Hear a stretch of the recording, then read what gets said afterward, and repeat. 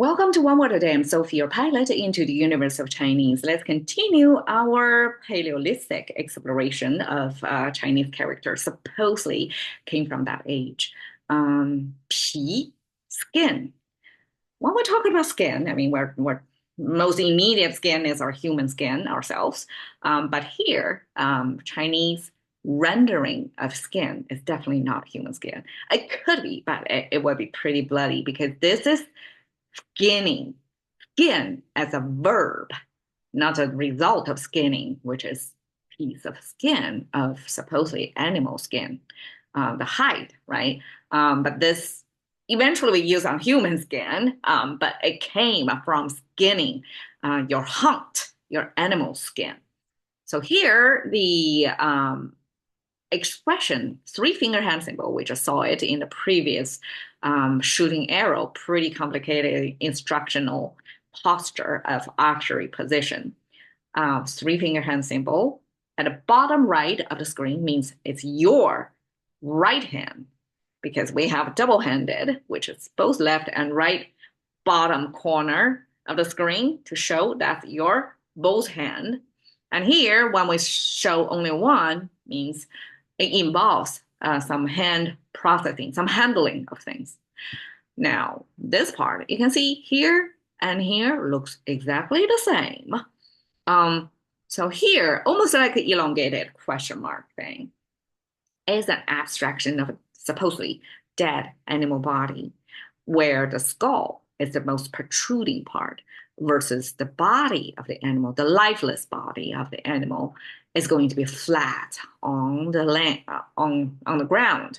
And the thing is verticalized as if it's still upright position. But Chinese use a lot of verticalization to save space. So we have verticalized eyeballs, we have verticalized nostrils, and here we have verticalized the bed frame, and here is a verticalized dead body of animals. Okay, so that doesn't mean it like that. It should be supposed to be the animals lying on the ground, lifeless, and this is the skull, this is rest of the body.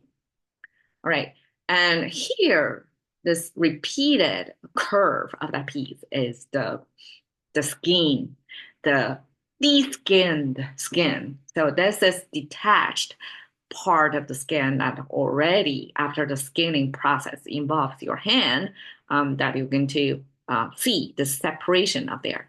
So the whole thing, I mean, I never de-skinning anything in my life.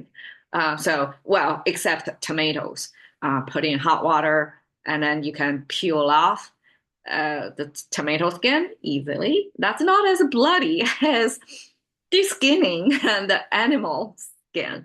But as a hunter-gatherer society, that's essential skills. That's food processing, hunting directly of organic wild animals back then. I mean, in today's standard, that's pretty good food, right?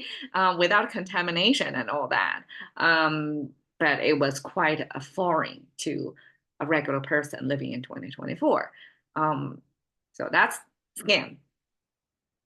In our language, we have 皮影戏, 皮影戏. Second, third, fourth, rising, bend, falling tone. So it's a little bit twisty. 皮影戏. Okay, that's how it sounds like. It means skin, shadow, show. That's a popular, I guess, especially in the mid west part of China, popular children's theater, almost like a marionette. What do you call it, marionette? The little propped up the figures to storytell visually to kids. So this skin shadow is, instead of making a three-dimensional puppet, this skin shadow use shadow protracting, using light, right? Protracting shadow cast on a flat screen. So it's almost like a movie, right? Except it's manually created, real time. It's a performance art. It's not pre-recorded. And we use skin. I mean, definitely it's animal skin, right? To create such silhouette and probably colored in some details to use that shallow, light and shallow, to create this temporal world in a two-dimensional space to storytell. So that's 皮影戏。吹牛皮, okay. Eventually, this 皮 often got skipped. We just say 吹牛. I mean, somebody is exaggerating. Somebody is blowing up something out of proportion. And we use a 吹牛, blow the cow skin. I don't know how that works. Why do you blow the cow skin? Does that help with the skinning process? Why you need to do this blow the cow skin thing? Probably originally it got a practical purpose, but later on in our language, that means somebody who is over talking about something out of scale. So it's equivalent to English bullshitting almost. And interestingly, both bullshitting in English is bull related to 牛, our cow here. And instead of using the shit in English, we use the skin.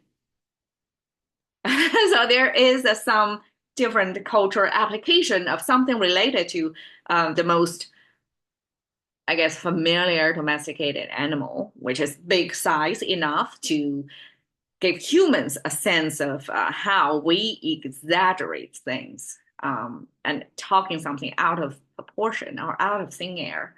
I guess that's a universal human behavior. And Chinese call that 吹牛皮. Okay.